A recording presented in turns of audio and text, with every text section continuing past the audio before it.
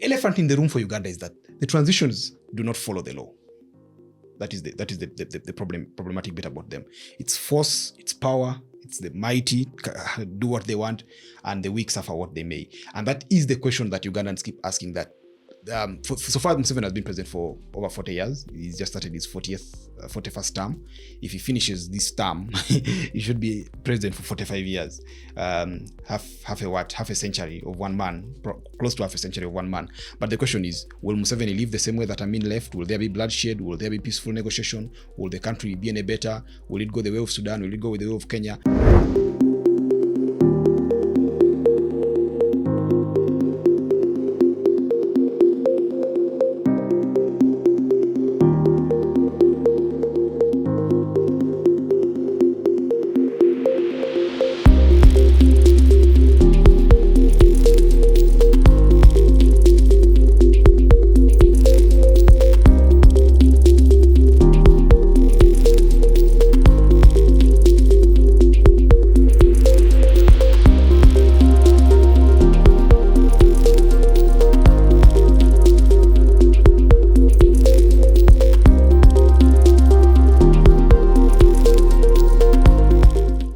Important question that we need to answer as a community of the Ugandan people today is the transition question.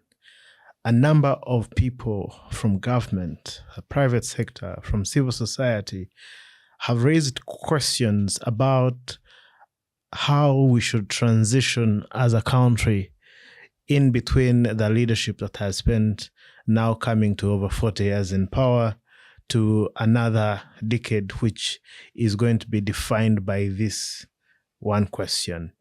Now, in order to do so, a lot of Ugandan thinkers have incubated their thoughts about how to go about this question. And within civil society, there is a very firm conversation which has happened for a long time, which has been documented by the Agora Centre for Research on Uganda's transition question.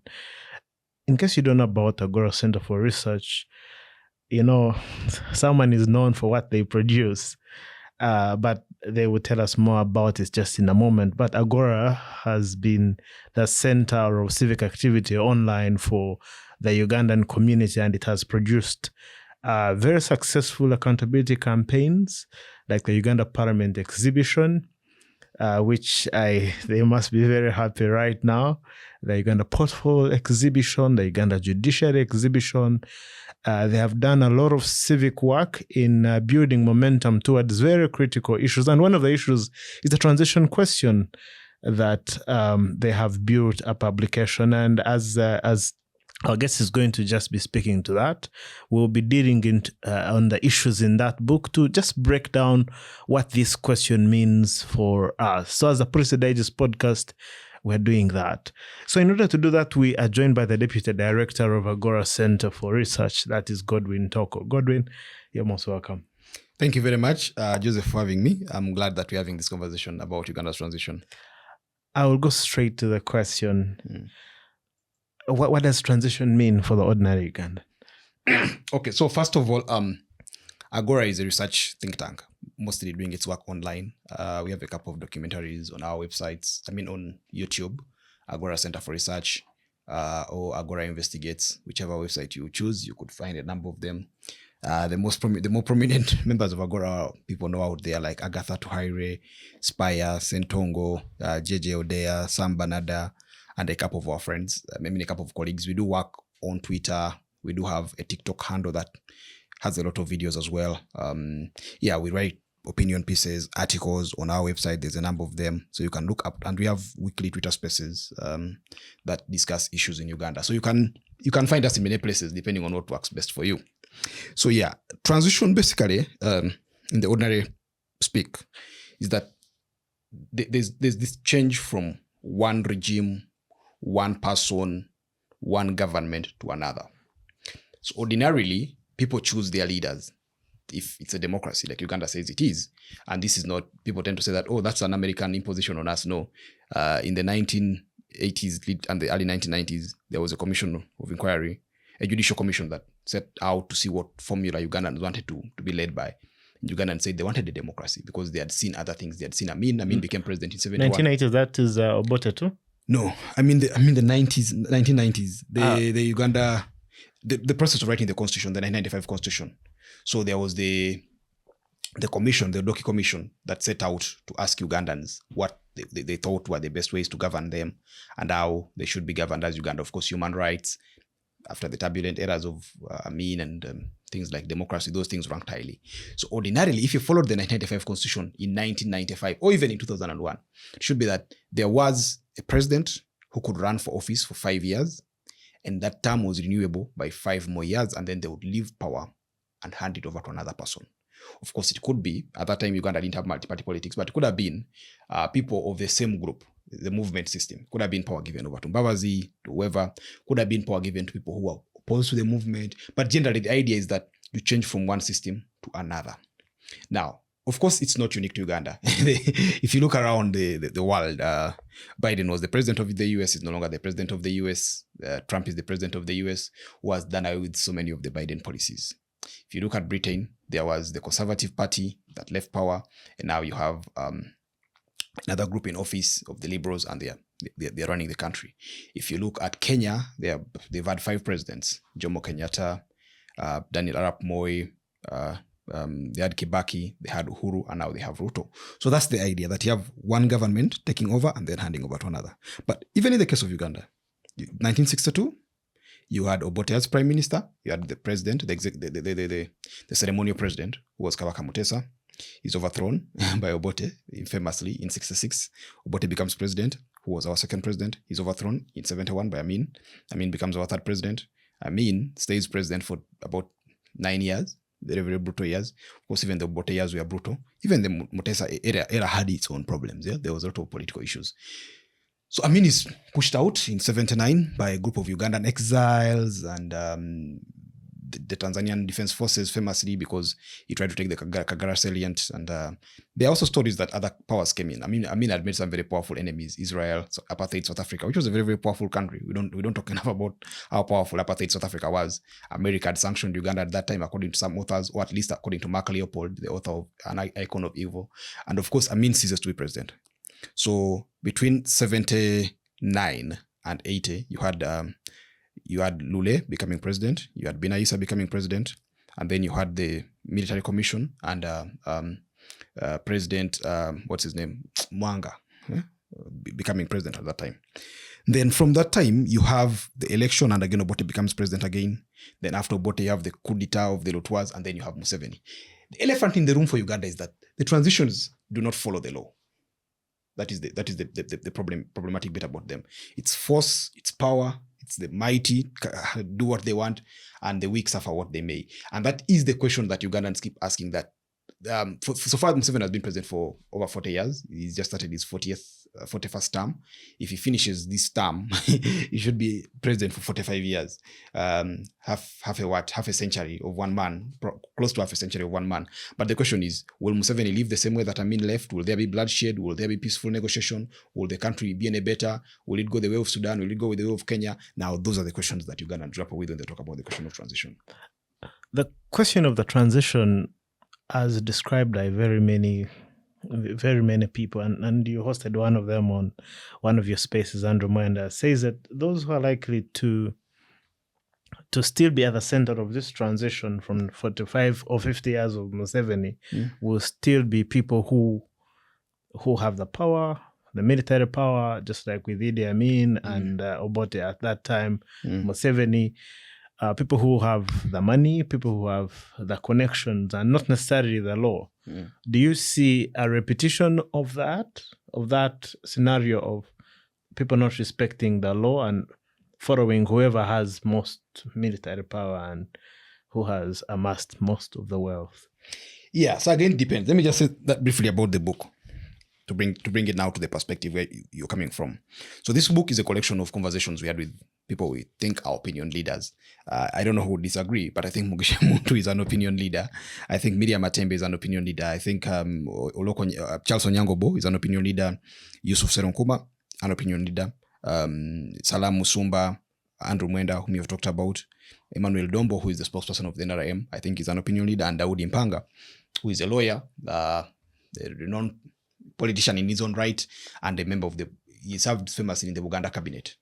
Now, so you pick the perspective of Mwenda, and that's a very good perspective, because Mwenda basically says that it's the mighty, the most powerful. In fact, when you read the book, he talks about he tries to debate within himself, like, who is the most senior army official right now. He says there's the high command of the Ugandan army. The high command of the Ugandan army, of course, has had a number of people who have passed on, the likes of Eddie Tupine, but there are those who are alive. Then he says, of those who are alive, who holds the highest military position? I think he says there's Kahinda Otafire, but Kahinda Otafire is not a full general, though he ranks higher in terms of the RO official numbers. I didn't know he's not a full general.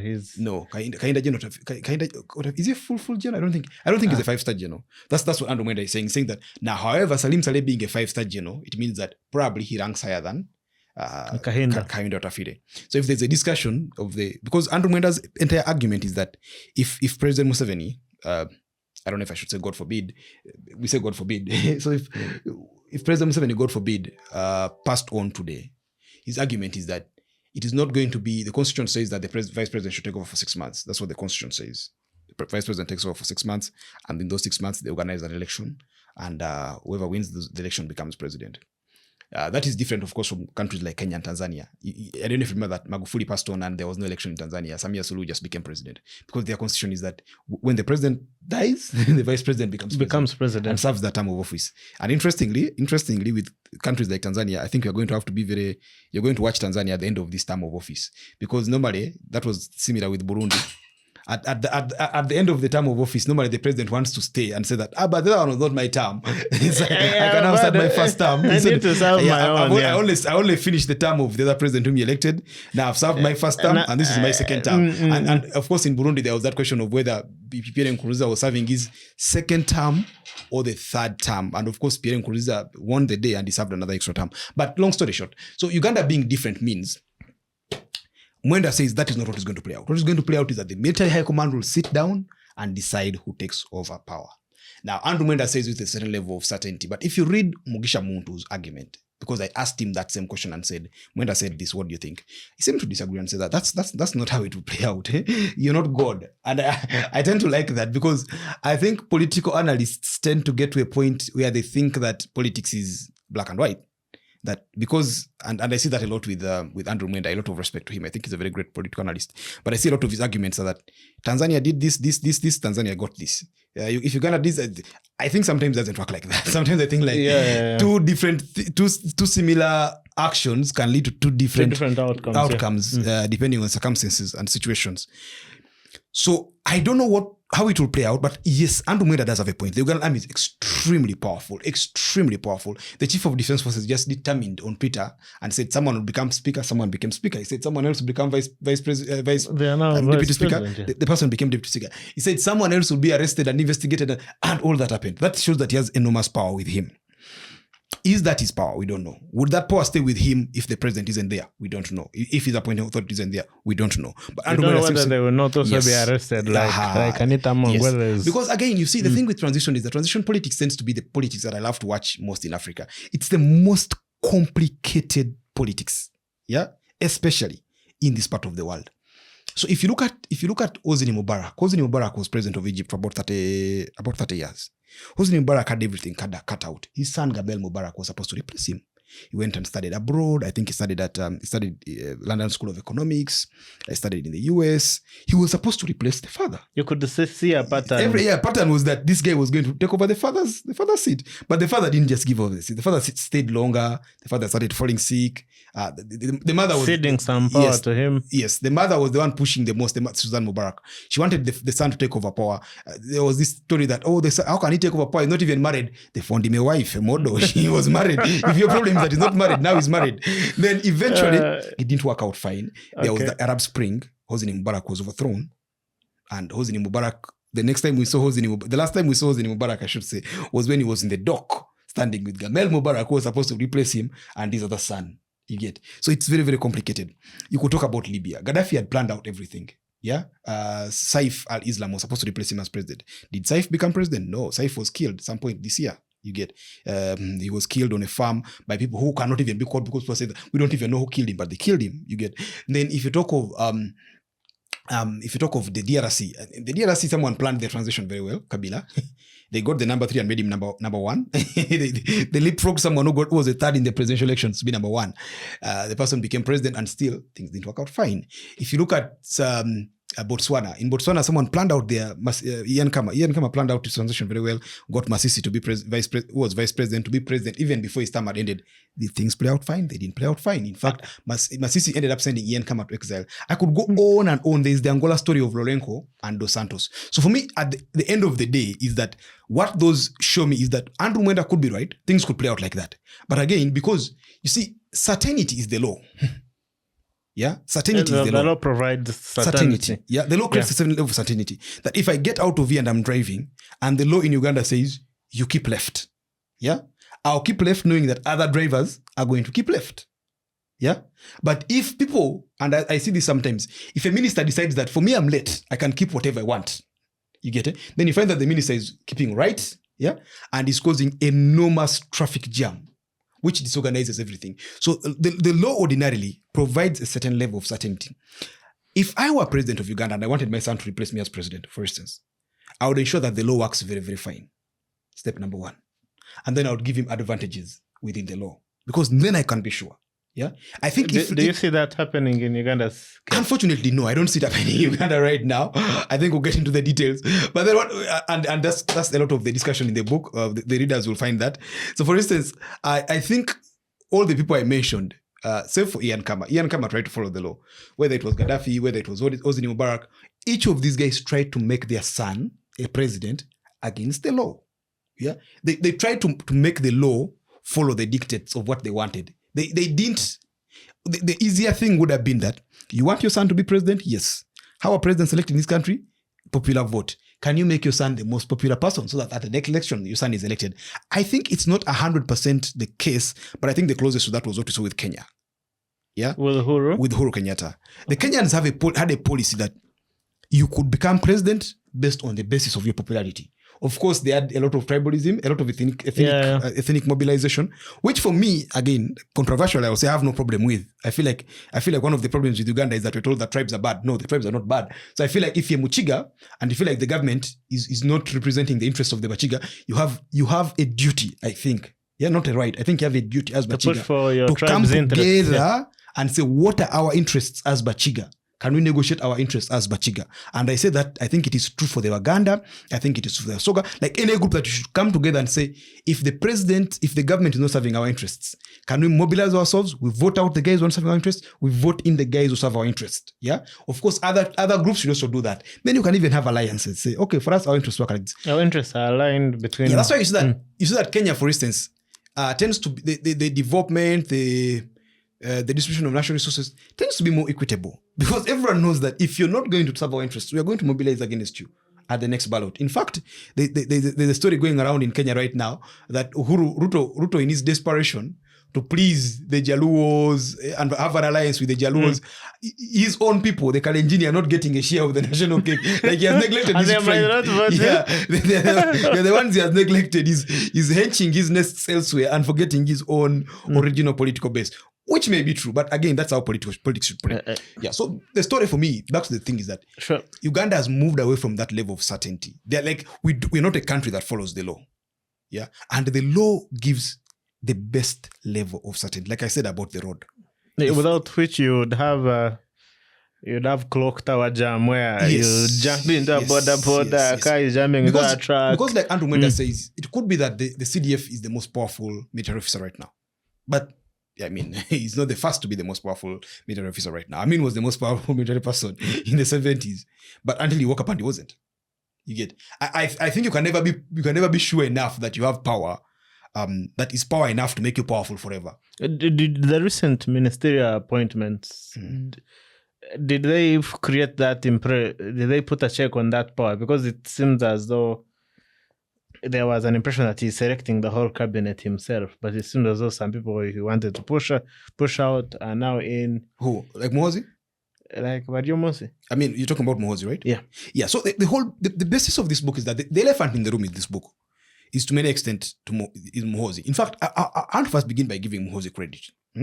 Before this Muhoozi thing started, this PLU, blah, blah, blah, the transition question was not being discussed enough. I don't know if you remember. Like, it was being discussed, but it was like, guys would talk. What if this guy passes on? And it was like a conversation in the corridors. Yeah. But the thing that Muhoozi did with his declaration of his interests in the presidency and all that, his tweets, is that it broke the dam. People can now sit and discuss this thing openly. So yes, every decision that gets taken now, politically in this country, people tend to look at the Muhoozi hand or the Muhoozi factor or the Muhoozi interest in it. And yes, in line of the transition, I think you have a point there that when the cabinet was appointed recently, many people thought that Muhoozi would have the upper hand. He would determine who gets which cabinet position. But yeah, you could see he was frustrated that Muhoozi came back as a minister after I saw some tweets which after mocking him on Twitter. So Muhoozi comes back as a minister. There are people who have said that Kahinda Watafire wouldn't come back because even him is not in the good books of Muhoozi. He didn't come back. But there are also those who say that some ministers were dropped because Muhoozi wanted them to be dropped. I won't mention names there, but there are those who say that. Yeah. There are those who say that there's some ministers who were appointed because Muhoozi wanted them to be appointed. Yeah. Now, maybe the number, maybe the scale, maybe if people feared or hoped or people thought that Muhoozi would have half of the cabinet, I think it is clear that he doesn't. I don't think that the PLU people have like half of the cabinet. They have many ministers probably, but not like half. So yeah, that question still looms large, like how it will play out. And I think that's a good angle. And you had spoken about Andrew Mwenda's argument and went into Muntu's argument. Within the book, you said you interviewed the General Mugisha Muntu. Away from his response to that question on whether the army would sustain such a political move to take over leadership of the country at that time. What was the rest of his argument, or how did you interact with him on that transition question? Yeah, so Mugisha Muntu has run for president himself. Okay. So you interview him as a presidential candidate. Mugisha Muntu has led the army. So you interview him as a former CDF. I don't know if what was called back then. I don't think it was called CDF, but maybe army commander, whatever. But you interview him at that level, and he did all these things he was younger than I am now. So you look at that and interview him from those angles.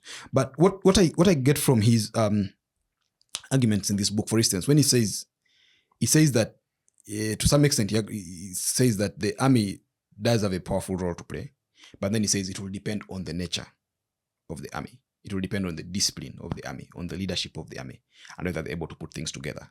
Yeah, which means that yes, the army taking over could be one thing. Mwenda could be right that the army takes over. But in Andrew Mwenda being right that the army takes over, we cannot predict where things will go, where the wind will blow, until we know who is the commander of the army at that time. If it is some person whom people hold in high regard and know that he will respect the law, it could take a position where now, from that time on, people begin to respect the law and say, until now, things have now changed for better. Because if you read the news in Tanzania, and there's a lot of commentary right now, after the death of Magufuli, there's a lot of commentary, even online. People say that some people, there were movements to ensure that Samia Suluhu didn't become president. Yeah, because Samia Suluhu, for many people, so first of all, she's from Zanzibar. Zanzibar is a small island that makes Tanzania. Accessory. Yes, yeah. It's like that small other thing that makes. I mean, they've had a president before, but it's not like the main. It's not like they're the big guys in an election. Probably in a free and fair election, if she stood against Magufuli, should not probably have won, because this guy, the whole and you see, Uganda tend to say that Tanzania is a very united country. The more I read about Tanzania, the more I feel like they're not as united as we're meant to believe. That there's a lot of differences. Two, she's a Muslim. You get so there are those who say that there were movements from the mainland people, from the Christians and other sects that wanted her not to be president, because they were handing over power to someone whom the president had chosen as their vice, with the hope that they would stay alive and this person only play the second fiddle. So how does he jump all of a sudden and start playing the main fiddle?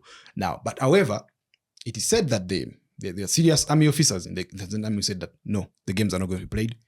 What does the constitution say? She's president. She's president. That's it. I'm going to toe the party line. And they took oath of office. I've gone back to watch some of those videos, like how she took the oath of office. Yeah, if you read the commentaries first, and I encourage guys to read them. Like there's a lot of them online. Just Google the politics of Samia becoming president and all that. But so that when you look at the way she took the oath of office, that was around the COVID time. It seems like everything was hastily organized. It was not like that serious. It happened quickly because there were other people moving fast to cause an upset that these guys had to work hard to ensure it didn't come to pass. So in that regard, you could think that Muntu probably has a point there. Like the military has... Yes, the military, or maybe some military officers, or maybe a section of military officers, or someone within the army, could say that, no, we must follow the constitution. And that person at that time could be the most powerful voice. You get. Who would that be? We have... do you think we're like, say, a reshuffle in the army? I don't know. I think... First son is in the... There's no other role. Unless they're giving him a ministry. Yeah, that's what I was going to say, that we have seen many CDFs being appointed state ministers after they serve their term of office. Whether it was David Muhoozi, whether it was Mbadi, they serve, whether it was Katumba Wamala, they serve and then they get appointed as state ministers. They gave it to Muntu, he refused it. It seems like the rotation, you hit the top in the military, then you come and become a minister. They deploy you to then you stay somewhere there and then you get to a senior minister. And then you keep moving like that. But at the end of the day, it's really hard to predict. And many of the authors in this book, I mean, you have Dombo. Emmanuel Dombo says that the army will not play any role in his argument. His argument? His argument is that the NRM is very powerful. We are the most powerful political party, whatever. That we will ensure that the constitution is respected, and the constitution is respected to the point that whatever the constitution says, we shall follow that. The army will respect whatever we decide. And I'm like, okay, so that's the beauty of a book like this, where you ask so many people for their views, because the views are as varied.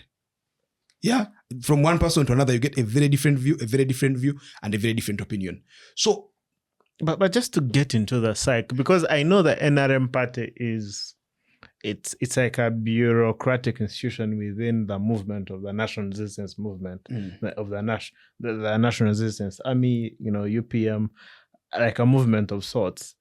Naturally, in social movements, how does transition happen? Because it seems as though it's a long struggle of the president with his vision on how he wants to organize African society or Uganda. How do movements tend to evolve at this particular moment in time? If he's now 80, he said 82.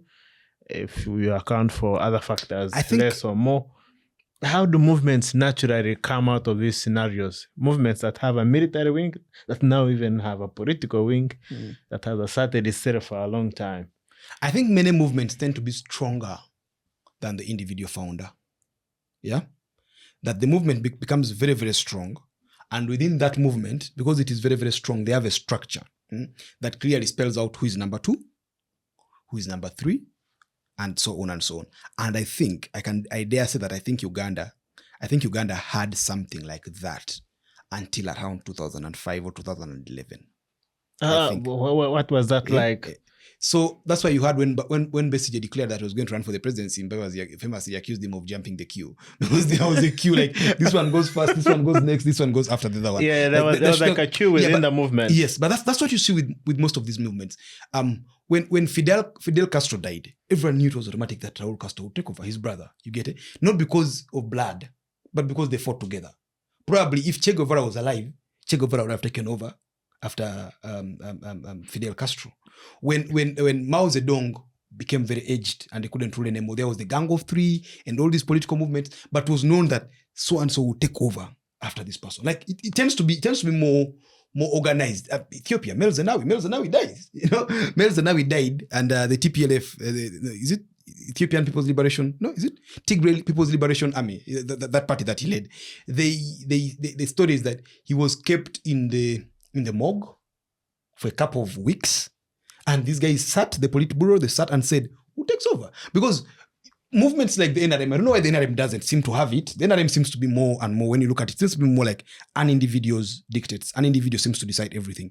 But with this kind of movement, it seems like there is that core group that you can't say is ordinarily stronger than the president 100%, but that the president also seems to listen to. When you look at Vietnam, when you look at China, they have their politburos that are very, very, very powerful. Yeah, So I was reading a book about China and it was saying that, so if you have a university like Makerere in China, you'll have Makerere. Makerere will have the vice chancellor. The vice chancellor will be the head of the university. But the Politburo, the Communist Party of China, they will appoint someone who could be a senior sex dropout. But as the in charge, as the representative of the university to the party. And that person will give the vice chancellor orders, and the vice chancellor will take orders from them. You get. Of course, they won't give orders on how to teach students and all that, but things related to the politics. You get. So they have a system. It's like a pyramid that is so strong.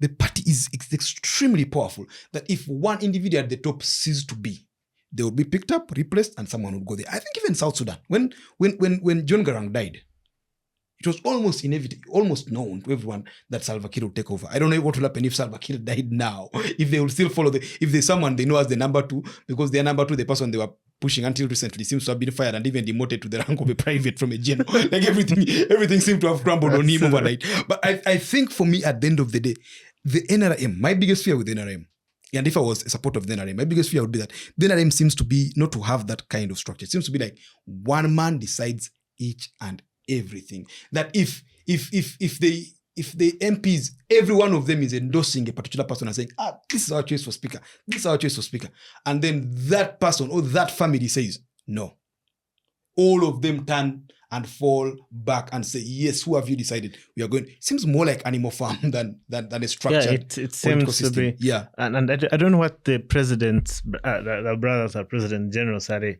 Is it a majority of 2? Or do you think he's the one who holds the number 2 position? Because there must be a number 2 somewhere. Yes, there should be a number 2 somewhere. It could be the number 2. I'm sure the president is not maybe... His name came up in the book as well, for those who read the book. I think it was Andrew Mwenda who said that he thinks Salim Saleh doesn't want to be president, that Salim Saleh himself has said if he became president, the Ugandan economy would collapse because we would invite everyone to Nambole to Uganda, the share of the money of the Ugandan money, and so that here is your money. I think he said that in the book. But yes, I think there are 2 things. One, with the structured system, like Communist Party of China, the ruling party of Vietnam, the Cuban Revolution, even Russia, Soviet Union. I think with all those structures, it tended to be extremely clear that you could find the equivalent of a border right on the street and say, who is the number 2? And they would say. So I think even if SS is the number 2 in Uganda, it could be, but it seems like it's not yet clear. I think he has not yet deliberately said he wants to replace the president. At the start of this year, it could just be available. Yes, At the start of this year, the president's son said that for him it's just John the Baptist preparing the way for Jesus, and the Jesus is Salim Saleh. Now, we don't know if we should take that very, very seriously, because again, Salim Saleh doesn't have a PLU. Muhoozi has a PLU. You get it? Salim Saleh, I mean, there was a president, I think it's the president of there's a president, one of those West African presidents that overthrown in a coup d'etat, who came to Uganda and they took a chopper trip to Gulu. It must be the president of Equatorial Guinea. No, I forget. But one of those presidents came. So Salim Saleh seems to be a very, very powerful person. You see ambassadors go there all the time. Ministers go there all the time. But again, like for me, the thing is that it is not clear. Yeah, like otherwise it should be that you would meet a random NRM MP and say that, who is going to replace President Museveni? Should anything say? They would say, it is so and so. You get? And also those kinds of systems tend to be systems that are not like Uganda's democracy. Now, I think Uganda has this problem where we are like, we want to be a democracy, but we're not yet decided. Like, should it be a democracy? Should it not be a democracy? Then we want to be like a dictatorship, but we're not decided. Should it be an outright dictatorship? Like, it's like a family rule, but not a family rule, because some members of the family are saying that others are the greatest thieves in Uganda. Like so it's like they're there. Like so because for me, I feel like that's the biggest problem we have. And if you read this book, you see that many of the people give their views in this book tend to agree that seems to be like the problem with Uganda. In fact, for me, I believe in people's right to determine who becomes their leader. 100%, yeah. And Godwin, I just and that's one of the things I would like to speak. Like, where are the people in this equation? Yeah, with all these theories, with Andrew Mwenda, Muntu, I am failing to struggle to locate the Ugandan, and I want in the next segment for us to just touch base on that. Where is the ordinary Ugandan in this equation? We're going to talk about that. Welcome to the Parliament Performance Tracker platform, a portal designed to empower Ugandan citizens with valuable insights into their parliament's performance and financial landscape. Some of the key highlights of this platform include the Parliament Legislators Report Card. Here, you find comprehensive information on the members of the Ugandan Parliament, from contact details and their biographies to their legislative performance, including bills sponsored, bill participation, term count, and the number of parliamentary committees they sit on. This section provides a transparent view on each legislator's contributions and activities. The Finance Tracker. This consists of two powerful tools, the Budget Tracker and the Debt Tracker. The Budget Tracker displays the current budget allocations of Uganda, allowing you to track how public resources are distributed across various sectors. But that's not all. There is also the Budget Simulator tool, enabling you to actively participate in the budgeting process by simulating your preferred resource allocations. While the Debt Tracker provides insights into Uganda's national debt standing, you discover key metrics such as the debt per citizen, GDP per capita, and per capita income, along with the sources of these loans. Stay informed about Uganda's financial health and the implications for future generations. Insights. This is a platform where you can gain valuable knowledge about parliament-related topics. Simply enter your queries and our system will fetch relevant articles and also provide AI-generated summaries, offering you a deeper understanding of the issues that matter to you. With its comprehensive tools, staying informed about Uganda's parliament and financial landscape has never been easier. Whether you're curious about your representative's performance, want to understand their budget allocations, or seek insights on parliament-related topics, this platform has you covered. Empower yourself with data and take an active role in shaping Uganda's future. Parliament Watch. Your eye on Parliament. In all this debate on that transition, what is the role of someone in Kaberamaido, in Kabare? We seem to be enjoying the political theater, saying who will be, who will not be. It's like we are betting. But what's our role beyond just enjoying the political drama as ordinary citizens? I think that was a question asked to many of the panelists, and some of them seem to say that the citizens of Uganda have literally abdicated their role as citizens, and so they've been relegated to a position of being observers. And it's not just the citizens of Uganda today. I think it's been historically the thing around Uganda, that Uganda right from colonial times has had a few, mostly men, a few men from a few tribes, people who went to a few elite schools, people who were in the same geographical place. Like if you talk about Tanzania, if you're looking about the Moshi Conference, it was famously called the Moshi Unity Conference. In fact, it was called the Unity Conference, but of course it happened in Moshi. Yeah, so I think that's a big fear there, that the Ugandan citizen right now, because of so many other things that are going on in life, we've abdicated our role. Elections come around the corner and people sell their votes for a sake of salt, or soap, a bar of soap, maybe a pint of alcohol. So it becomes very, very problematic to think of that the citizens can then become the big players when the circumstance comes and there's a transition question that hits them hard. But again, like I said at the start, you never know. It could depend. I think that if Uganda had a situation where the citizens demanded the change of government, maybe through a popular uprising, whatever it is, maybe then their interests could come to the fore, or at least the interests of the leaders of that. Because again, if you read Museveni's book, and many of the people who fought in Luwero, they'll argue that whatever happened in Luwero was a people's uprising, was a post revolution, that the citizens of Uganda rose up against a government. But when you look at the outcome of it, then you see that, oops, there was a few guys who got their names. A real oops. There are a few guys who got their names in an act of parliament, that they're the head of the thing. They will be in charge of the army until they die. Even after they are dead, their names will still continue in the book. in the statute books. Yeah, so I think at the end of the day, unfortunately, Uganda's from the onset, right from colonialism to all the post-independence leaders, being a country where people's views have tended not to matter. And in this case, this is where I am laboring to think that there's some form of organization in Uganda, at least around interests. How could business interests help in this situation? Because if transition politics go wrong, their business interests are affected. How can Uganda as a bloc? I'm not sure about Angola, but let's say they actually people.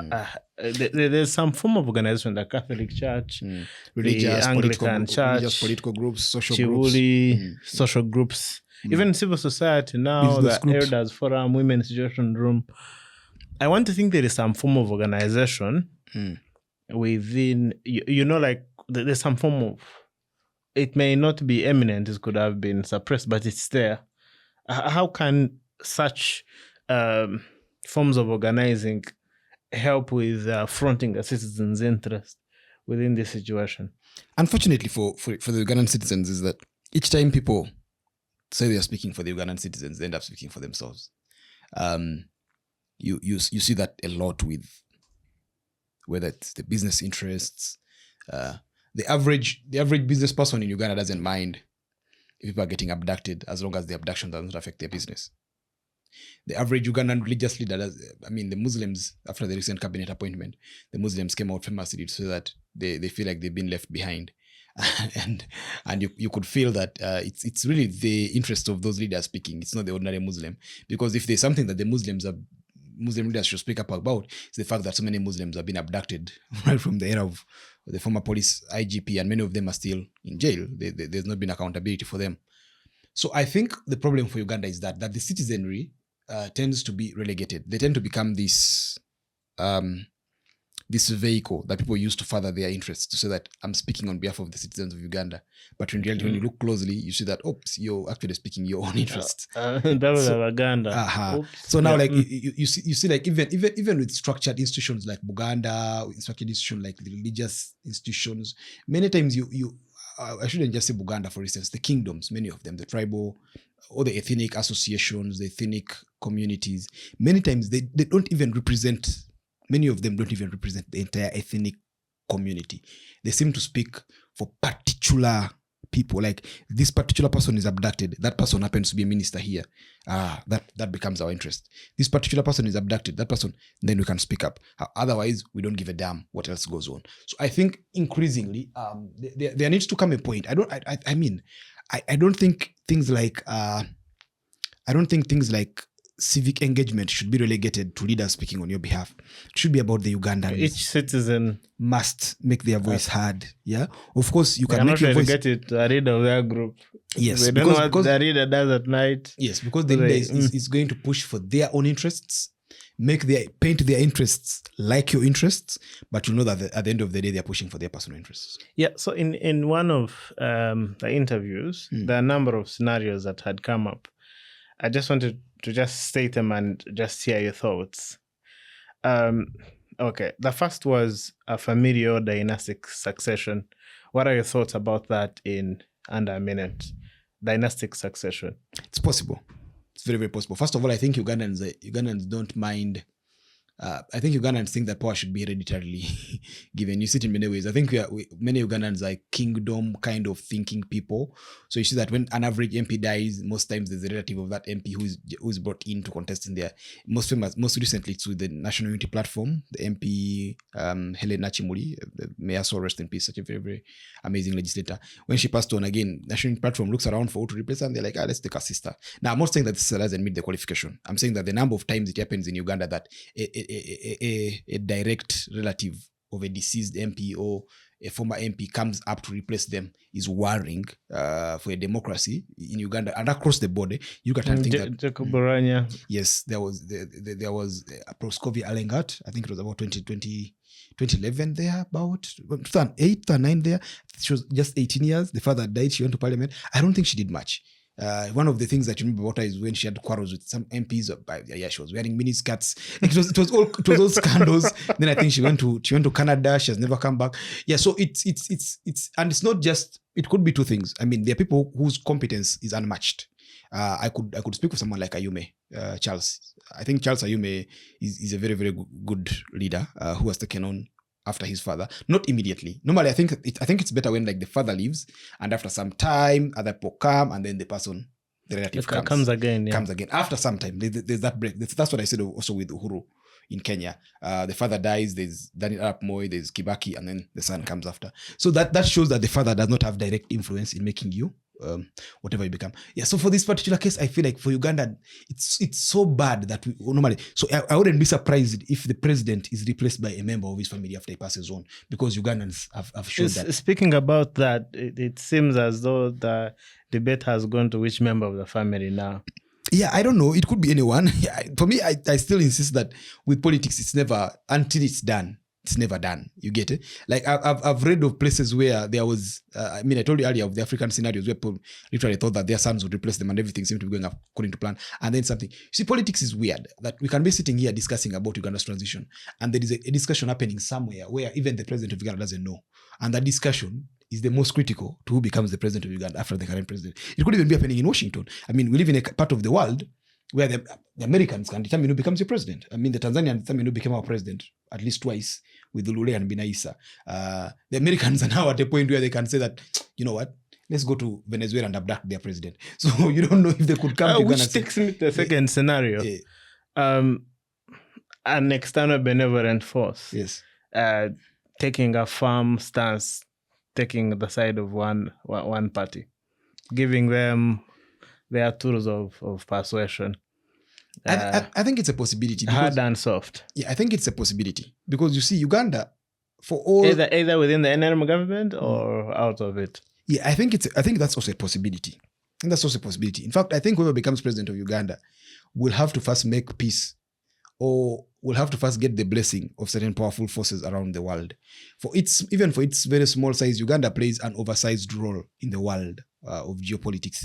When you have a country that borders the DRC, where there's all these minerals coming from, when you have a country that has peacekeeping troops in Somalia, Equatorial Guinea, all around the world, yeah, you have that's a country playing an oversized role. So I wouldn't be surprised if things happen in Kampala and some other country somewhere, a very powerful country, said, wait, we think person X will serve our interest better. It doesn't matter what the citizens think.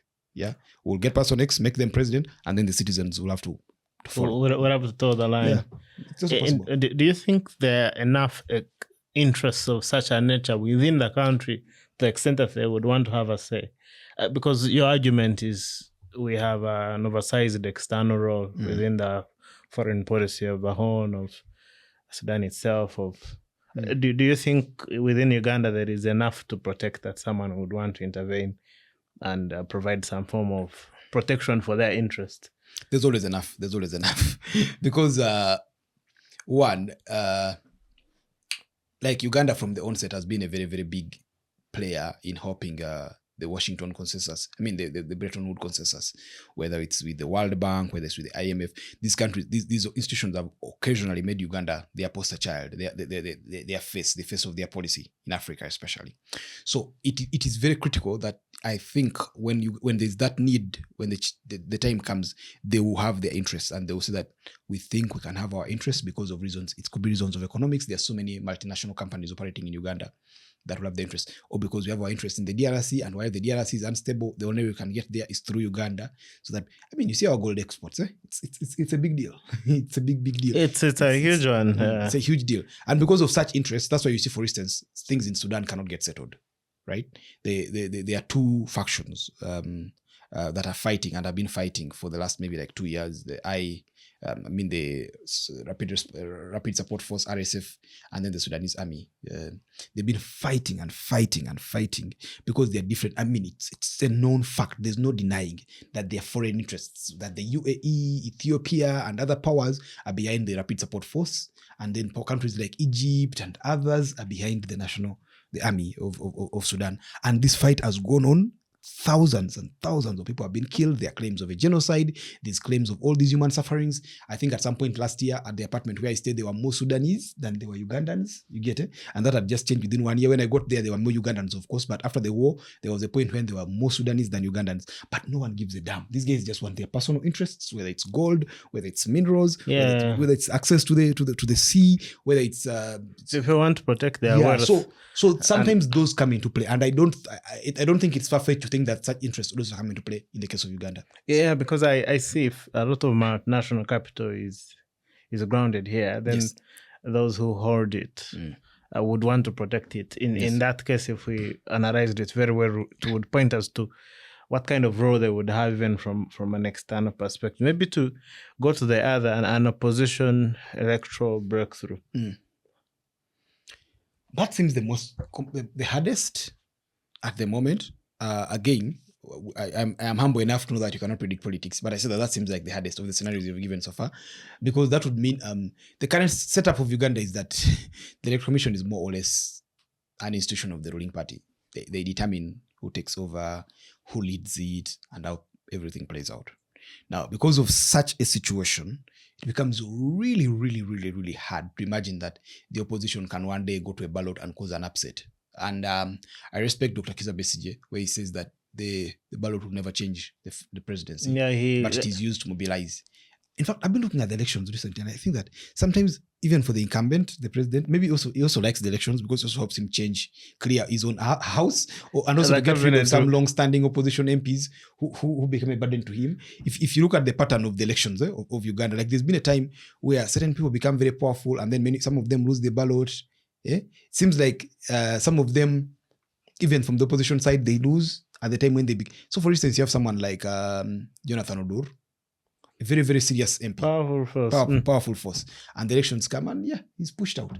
I think for the incumbent, that would be like, that's a positive. I think that the incumbent also uses the elections to sometimes clear house of the opposition. But to the extent that he can be cleared with the elections, I think that is, you never say never, but I think it's really hard. It's going to be very, very difficult. Yes. Okay. So let's now deal with a situation where there's like a coup within the system. Not that it can happen, but as an option. Now, I don't know, because coups have made a comeback in Africa. We've had such a high number of coups. I mean, it has come down a bit for the last 3 years. I don't think there's been any serious one. Yeah. Except where was that, where they had an election and then the president was going to be announced and then I'm overthrew him, I forget. But the thing is that there was a time when they had become really serious, especially with the Sahel region. So it started from the Sahel, went as far as Sudan, even Zimbabwe. There was a coup d'etat in 2017. So I don't know if a coup d'etat can happen in Uganda. Many political analysts in Uganda seem to suggest that Uganda is foolproof, that it's impossible. Again, for me, I never use the word impossible when I'm talking about politics. Anything is possible. You don't know who is meeting who right now to discuss what. But again, for me, that is one of the most worrying things, because coup d'etats tend to set countries many years back.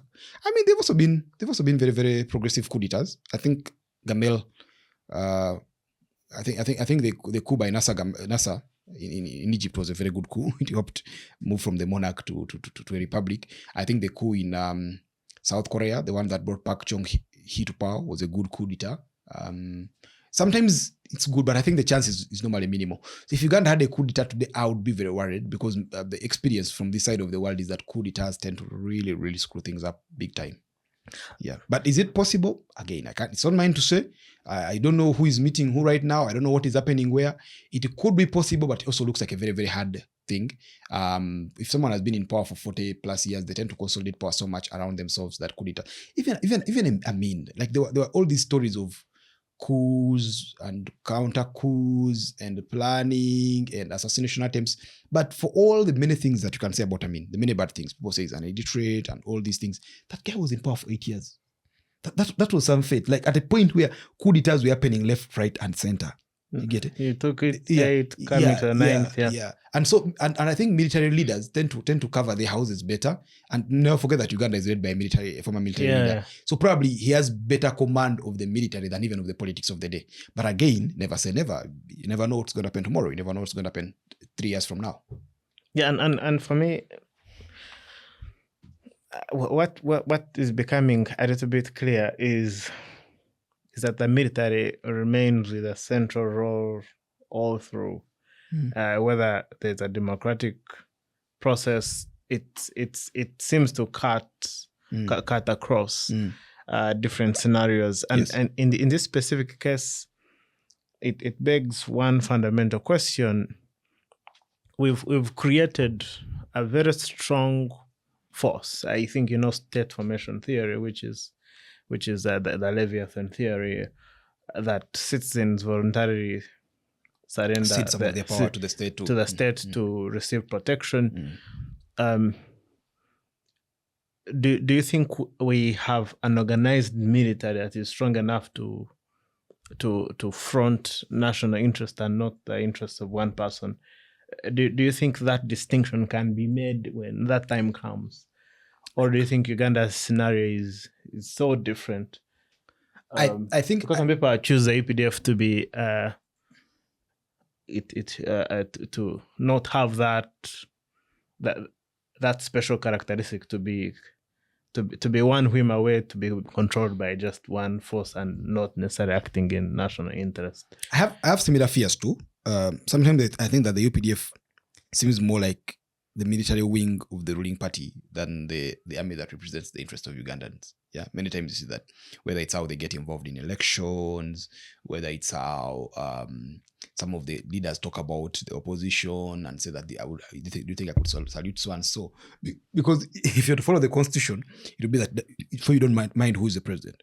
When the politics, there was there's that video of Uhuru Kenyatta and Ruto, where Ruto became president of Kenya, and then you had this aide camp of Uhuru saluting him, and as soon as he handed over the instruments to Ruto, the gentleman walks behind Ruto and salutes him, and it's like the power has moved. Yeah, it's not the individual, it's the power. The power, as soon as the instruments of power transferred to person X, I move with person X.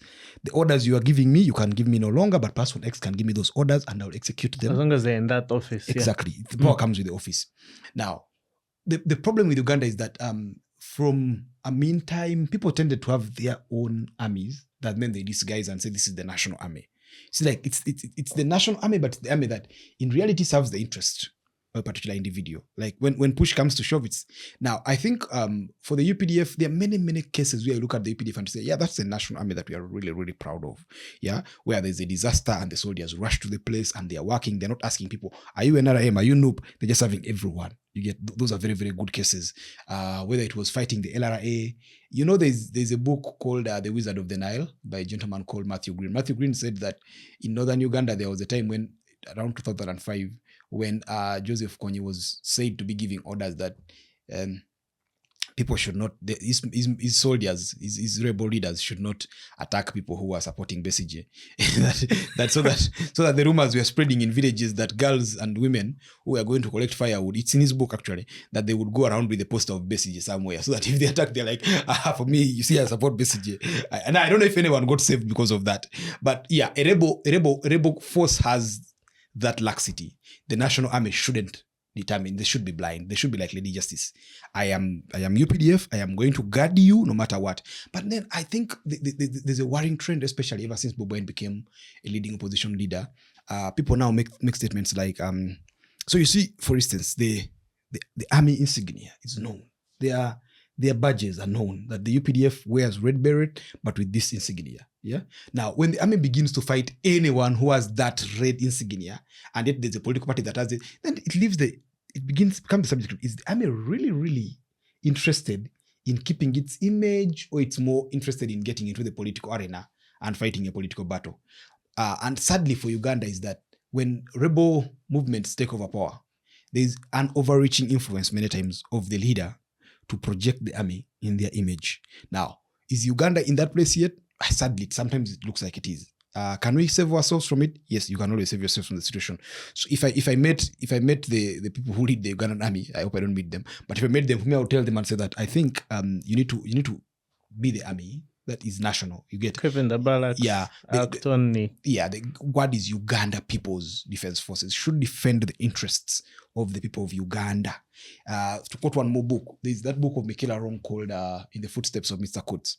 Michaela Wrong in the Footsteps of Mr. Coates, which is about Mobutu's DRC. She writes and says that Zaire, it was called Zaire at that time, it's such a big country. So I think it's one of the biggest in Africa right now, if not the biggest. But for all its size, most of the military barracks, military installations were close to the capital city. You get it? Like, instead of them being at the borders, like, that's how the role of the army, the primary role of the army is to defend national borders. But Not to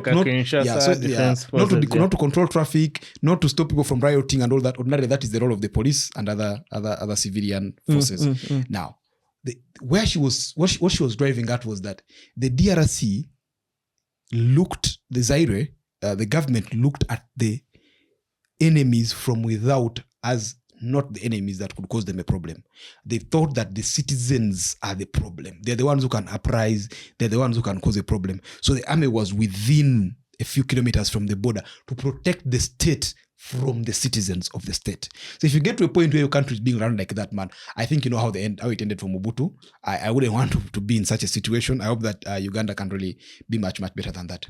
Yeah, and do you think that and again, here I'm assuming human beings have a brain, they can think through rationally. Do you think the army, in a different circumstance of Uganda, would salute a civilian president? I don't know, man. Until we get there, you cannot tell. But again,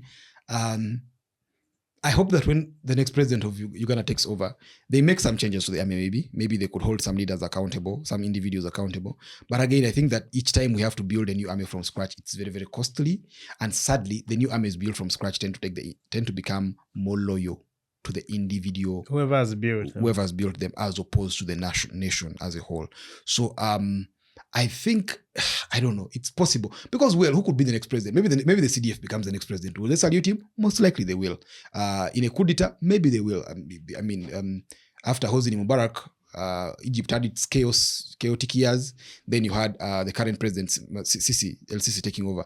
And the army salutes him because I'm a man. But again, I think we need to get to a point where Joseph becomes president. And people are like, yeah, he's not the most educated. The guy just has a bachelor's. Yeah, he has never been to the army. He has no experience with the army. But people salute you. And I think that's what the Kenyans have. Because you look at the Kenyans, they've not really had a military leader.